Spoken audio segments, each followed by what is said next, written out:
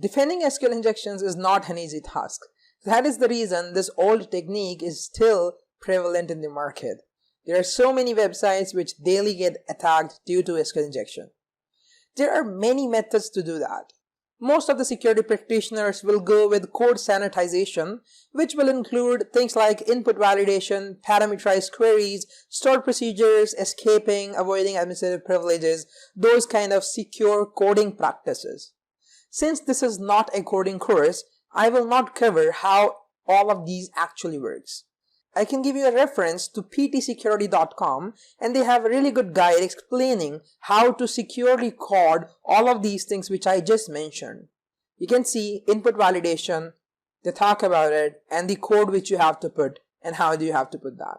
Parameterized queries, the code, and how you have to put that. However, I will tell you my specific approach, which is also one of the best industry practices. Instead of just focusing on the code and focusing on the development side, you should focus on a multi-layer defense. Now the multi-layer defense works in a minimum of 3 different layers. The first layer, of course, is the one which you see right now, which is the code. All of these techniques, you put that, you do secure coding, that is your multi-layer defense layer 1, secure coding practices. Layer 2 is including a web application firewall. This is a WAF which runs on WordPress CMS. You can scroll down and I'll show you all the available attacks which you are defending against. In my case, SQL injection is set on enable mode. So this WAF is going to stop any SQL injection attack that occurs on my website. Let me show you my logs, which will reveal a lot of IPs who have been attacking my site every single second. You can see there are number of IPs, and this is the current date, and I believe it's like 8 minutes ago someone got blocked, 10 minutes ago someone got blocked, 10 minutes ago, 12 minutes ago, 14 minutes ago. This happens when you have a huge website and actually a network of websites just like mine. So all of these are being blocked due to certain reasons, and the WAF is protecting that. Well, that's your second layer of defense. The third layer of defense is having a WAF placed on the edge, which is normally the DNS. In this case, I use Cloudflare. On Cloudflare, you can add a new site by clicking on this button and configuring the DNS. And in this, I will open my site. Here, I can go on Firewall, and I can go on Manage Rules.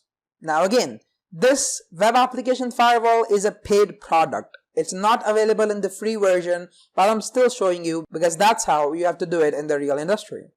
I can go ahead and see these rule sets, and you can see I have selected some of them which applies on me.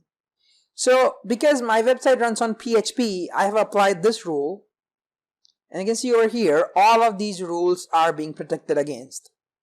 Then I have applied WordPress specific configurations, which are all of these rules being applied on my website. Similarly, there are flash rules and there are other stuffs as well. You can see it goes on and on and on. This is how you protect a device in a multi-layer defense. There are many more layers you can add. You can add an intrusion detection system, intrusion prevention system, an application delivery controller, a security orchestration automation response system, a managed monitor automation and response system, and much more, depending upon how much your organization is ready to spend and what level of security you are looking for. Let me show you an example. I'm going to go on my website and go to the search, and I will search Sagar quotes over 1 equals 1 and comment, and let's see what happens. Here you go, I just got blocked by Cloudflare, which is sitting on the edge side of my server.